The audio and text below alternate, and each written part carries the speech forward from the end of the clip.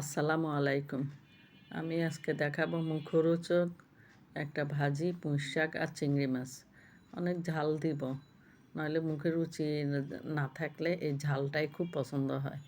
তাই আমি এখানে কি করলাম, সামান্য হলুদের গুঁড়ি আর বেশি করে মরিচের গুঁড়ি, একটু লবণ, রসুন দিয়ে একটু পানি দিয়ে পেস্ট বানাই নিলাম। তারপরে ওগুলিরে আমি চিংড়ি মাছ মাখায় রাখলাম। তারপরে সরিষার তেলে পেঁয়াজ দিয়ে দিলাম। পেঁয়াজ কুচি, রসুন কুচি দুইটাই আছে।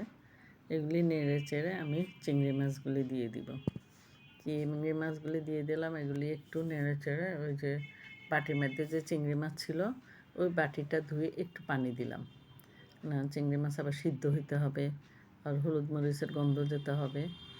পরে ঢাকনা দিয়ে কতক্ষণ রেখে উঠে ঢাকনা সরিয়ে পুঁই শাকটা দিয়ে দিলাম। পুঁই শাক দিয়ে ঢাকনা দেওয়ার সাথে সাথে পুঁই শাকে পানি এসে গেছে। আর এই ভাজি খাওয়ার জন্য ডালের দরকার।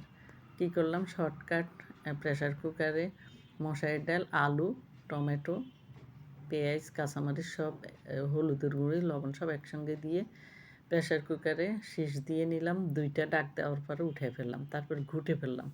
হয়ে গেল আমার ডাল, আর এদিকে আমার ভাজিও হয়ে গেল।